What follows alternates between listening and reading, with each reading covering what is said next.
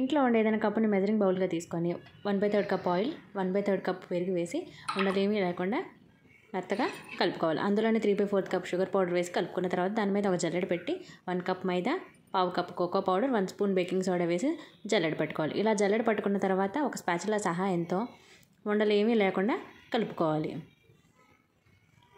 ఇలా కలుపుకున్న బ్యాటర్లోకి 1 spoon vanilla essence, 1/2 cup milk వేసుకొని మళ్ళీ ఒకసారి కలుపుకోవాలి. చూపించిన విధంగా కలుపుకోవాలి. బేక్ చేసే గిన్నెలోకి ఈ మిశ్రమాన్ని వేసుకొని డబల్ ట్యాప్ చేస్తూ ఉండాలి ఎయిర్ బబుల్స్ అన్నీ పోవడానికి.